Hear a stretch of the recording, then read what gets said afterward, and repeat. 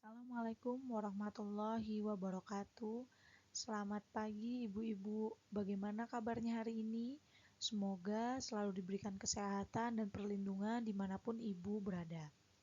Sebelumnya, perkenalkan nama saya Seren Cahya Hakiki Fadilah. Saya merupakan mahasiswa profesi dietitian Poltekkes Kemenkes Yogyakarta. Di sini saya akan memberikan materi dan sedikit pengetahuan tentang penyusunan menu gizi seimbang tinggi Fe pada ibu hamil. Baiklah, sebelumnya materi ini merupakan kelanjutan dari penyuluhan yang sebelumnya tentang makanan tinggi Fe dan rutin konsumsi TTD untuk mencegah ibu hamil anemia. Materi yang pertama yaitu tentang gizi seimbang. Sebelumnya, apakah ibu-ibu sudah memahami apa itu gizi seimbang pada kehamilan? Nah, di sini saya akan menjelaskan apa itu gizi seimbang.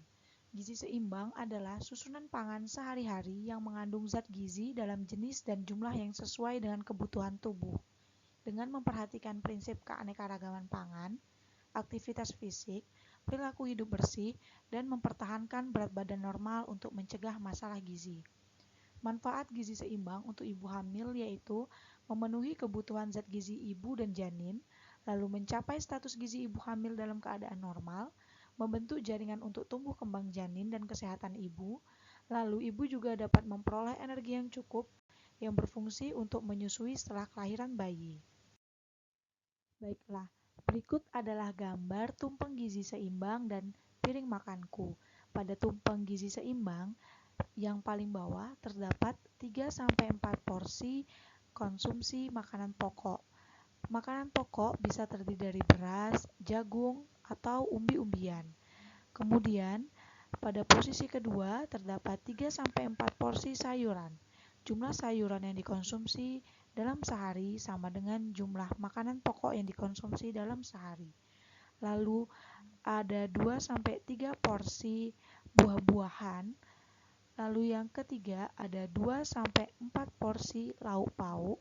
Lauk pauk di sini terdiri dari lauk hewani dan lauk nabati. Lauk hewani berupa ayam, ikan, telur, hati ayam, daging sapi. Sedangkan lauk nabati ada tahu dan tempe. Kemudian di kerucut paling atas terdapat batasi gula, garam, dan minyak dalam sehari-hari. Kemudian, tumpeng gizi seimbang didukung dengan yang pertama yaitu melakukan cuci tangan dengan bersih secara baik dan benar.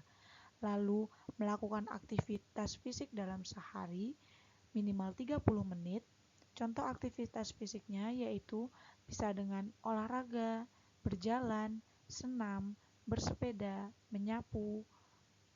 Kemudian, ibu hamil juga harus memantau berat badan setiap harinya dan juga tidak lupa mengkonsumsi air putih minimal 8 gelas satu hari. Lalu di sebelahnya terdapat piring makanku. Di sini piring makanku memudahkan kita dalam mengatur porsi makan dalam satu hari. Bisa dilihat di sini konsumsi makanan pokok banyaknya itu sama dengan sayuran dalam satu hari. Kemudian banyaknya lauk pauk dengan buah-buahan juga sama. Jadi hal ini juga didukung dengan PHBS yang baik, contohnya mencuci tangan, lalu mengkonsumsi air putih dalam sehari-hari. Setelah mengetahui apa saja isi dari tumpeng gizi seimbang, saya akan menjelaskan tentang makanan pokok atau sumber karbohidrat. Makanan pokok adalah pangan yang mengandung karbohidrat yang sering dikonsumsi dan telah menjadi budaya dari etnik di Indonesia sejak lama. Makanan pokok itu beragam, contohnya yang sering dikonsumsi adalah beras, beras merah, singkong, mie, bihun, sagu, jagung, ubi jalar, biji gandum, dan kentang. Porsi dari makanan pokok dalam sehari yaitu 3-4 porsi dalam satu hari. Makanan pokok yang mengandung karbohidrat memiliki fungsi sebagai sumber tenaga utama bagi tubuh. Fungsi dan syarat makanan dapat dijadikan sebagai makanan pokok yaitu mengandung karbohidrat, atau hidrat arang, lalu bersifat mengenyangkan, netral, murah harganya, mudah ditanam, mudah didapat, dan mudah diolah. Yang selanjutnya adalah lauk pauk atau sumber protein. Lauk pauk terdiri atas protein hewani dan protein nabati. Porsi lauk pauk dalam sehari yaitu adalah 2-3 porsi. Seperti yang kita ketahui, lauk pauk atau protein hewani dan nabati merupakan sumber zat besi. Zat besi terbagi atas dua, yaitu besi hem dan non-hem. Besi hem banyak terdapat pada protein hewani, sedangkan besi non-hem terdapat pada protein nabati dan sayuran.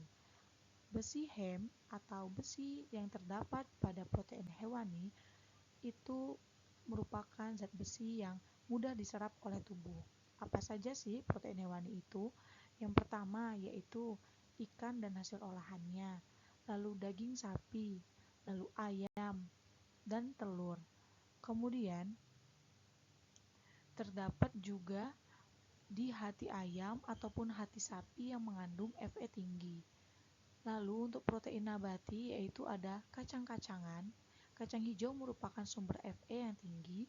Lalu olahan-olahan kacang-kacangan yaitu tempe dan tahu. Yang selanjutnya adalah sayur-sayuran. Sayur-sayuran merupakan sumber vitamin dan mineral yang dibutuhkan oleh tubuh. Porsi dari sayur-sayuran yaitu 3-4 porsi dalam satu hari. Jumlah sayuran yang dimakan harus sama dengan jumlah karbohidrat yang dimakan.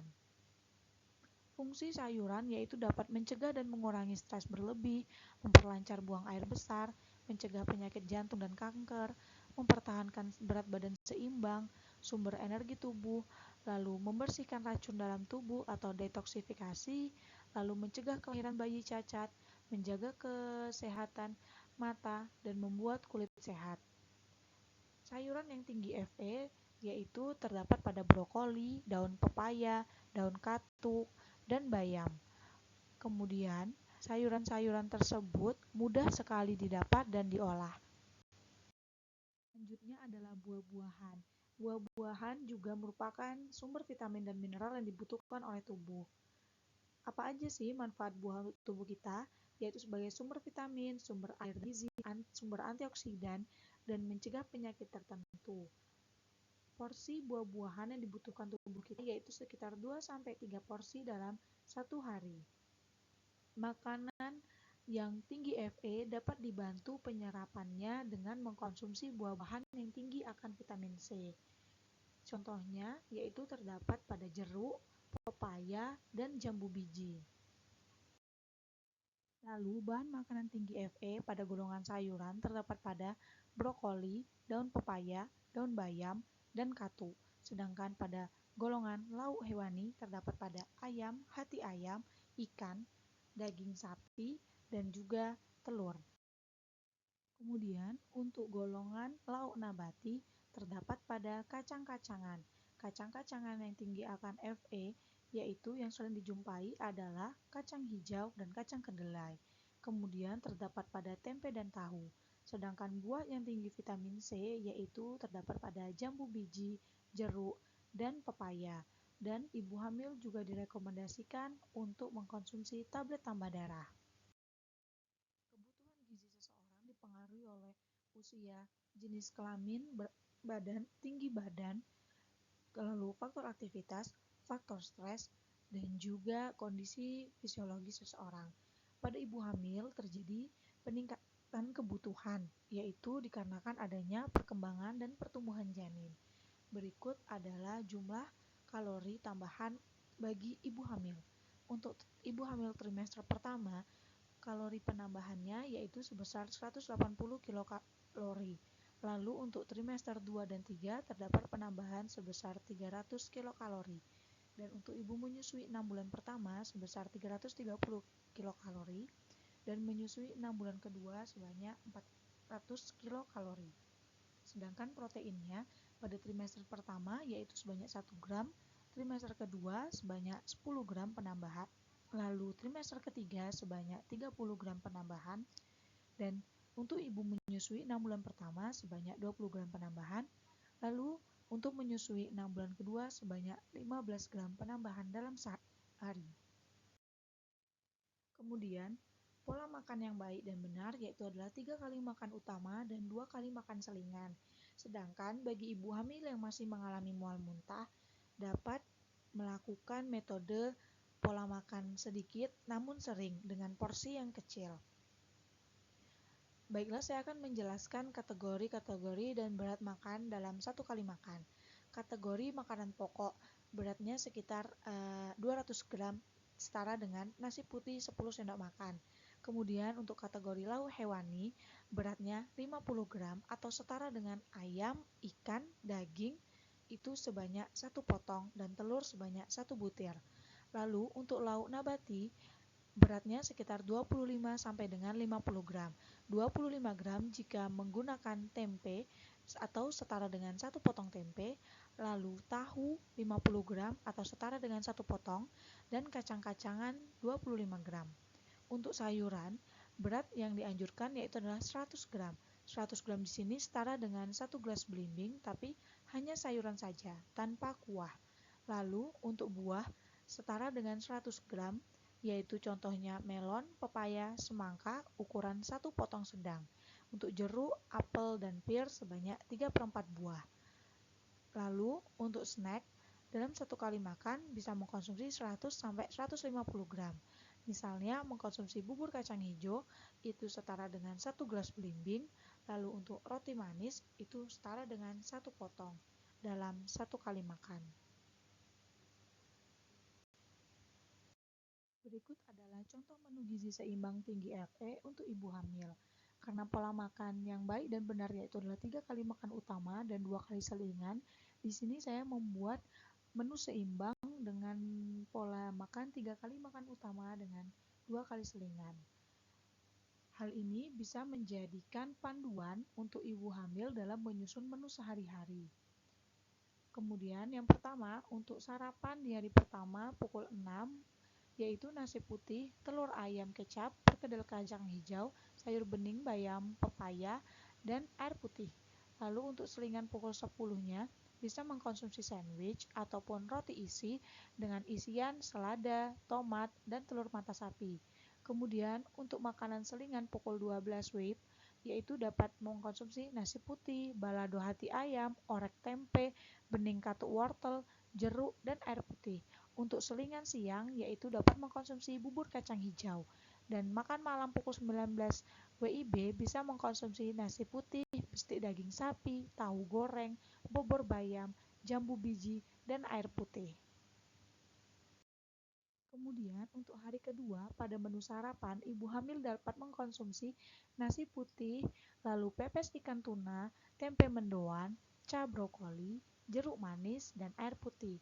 Untuk selingan, pukul 10, ibu hamil dapat mengkonsumsi tahu isi dengan isian berupa sayur, hati ayam, dan telur puyuh. Lalu makan siangnya, nasi putih, dendeng sapi, bacem tempe, oseng daun pepaya dengan buah pepaya, lalu air putih. Kemudian untuk selingan siang dapat mengkonsumsi onde-onde dengan isian kacang hijau. Kemudian untuk makan malam dapat mengkonsumsi nasi liwet, lalu hati ayam goreng, tumis oncom, tumis kacang panjang, mangga, dan air putih. Pada hari ketiga, pada menu sarapan, ibu hamil dapat mengkonsumsi nasi putih, semur daging sapi, pepes tahu bumbu kuning, tumis bayam jagung, dan juga dengan buah melon dan air putih. Untuk selingan pagi dapat mengkonsumsi pukis yang adonannya terdiri dari sari jagung, kacang hijau, dan bayam.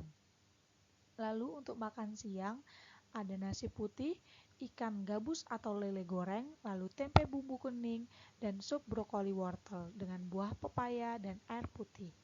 Lalu untuk selingannya bisa membuat kroket kentang dengan isian hati ayam dan sayur-sayuran. Untuk makan malam bisa mengkonsumsi nasi putih, telur ayam bumbu opor, tahu bacem, urap yang terdiri dari bayam, wortel, dan kacang panjang, lalu jambu biji dan air putih. Baiklah, saya rasa cukup sekian pemaparan materi sharing session saya tentang penyusunan menu gizi seimbang tinggi Fe untuk ibu hamil anemi. Semoga ibu hamil semuanya dapat menjadi lebih terampil dalam penyusunan menu makanan tinggi Fe, sehingga makanan lebih bervariasi dan tinggi akan Fe. Dan juga saya memohon maaf apabila terdapat kata-kata saya yang menyinggung ibu-ibu semuanya. Kemudian saya akhiri, alhamdulillahirabbil alamin, wabillahi taufik wal hidayah. Wassalamualaikum warahmatullahi wabarakatuh. Terima kasih ibu-ibu semuanya.